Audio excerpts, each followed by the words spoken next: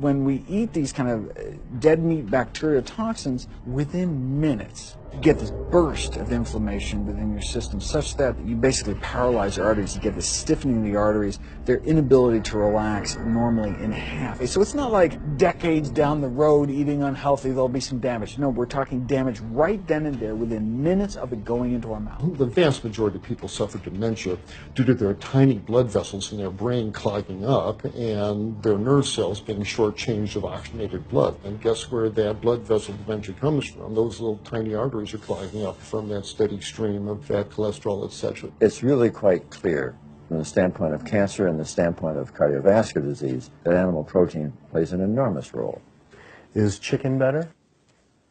It's a question of whether you want to be shot or hung. The advertising campaign has convinced people that, oh, it's white meat, it's healthier. It can be labeled all natural chicken, but be injected with the salt water, having up to 800 milligrams of sodium. Heterocyclic amines are clear-cut carcinogens, and they can form in any kind of meat as it's heated, as it's cooked. We sent researchers into fast food and family restaurants. Not only were there carcinogens in every single restaurant, but we found them in every single chicken sample that we took.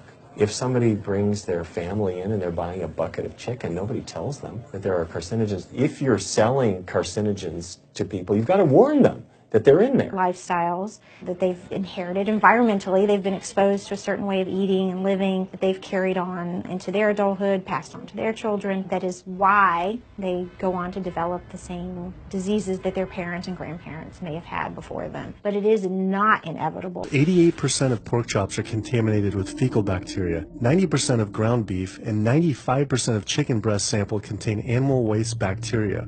There is nothing clean about eating this way.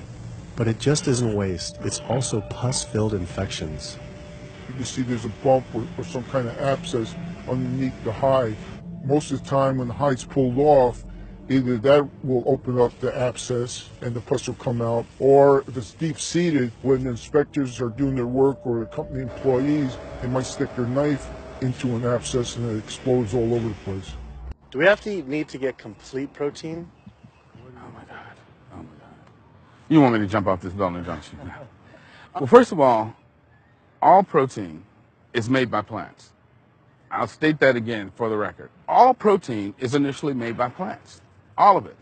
And it is not necessary to eat animal tissue in order to get protein. Only plants have the ability to actually take nitrogen from the air, break those molecules apart, and incorporate that nitrogen into amino acids and then make protein. Any protein you get from an animal is simply recycled plant protein. I mean, grains are loaded with protein. Beans are loaded with protein. Vegetables are loaded with protein. You really want to get your protein from plants because plant proteins have a much more beneficial effect on our physiology. And you hear this a lot in bodybuilders. They're like, well, I need, chicken, or I need fish to be, to be strong, to build muscle tissue. That is utter nonsense. The largest, strongest terrestrial animals on the planet are all herbivores. The biggest, strongest animals are all herbivores. A groundbreaking study published by Dr. Esselstyn following patients suffering from cardiovascular disease, 99.4% were able to avoid major cardiac events by going plant-based. Because it's not just heart disease. It's hypertension. It's diabetes. It's strokes. It's heart attacks. It's several of the autoimmune diseases, lupus, asthma, GERD, osteoporosis. I mean, there's a multitude of diseases, even rheumatoid arthritis. It can be so dramatic. When you see these poor souls with just absolute crippled with rheumatoid arthritis go plant-based, then they come off their medication.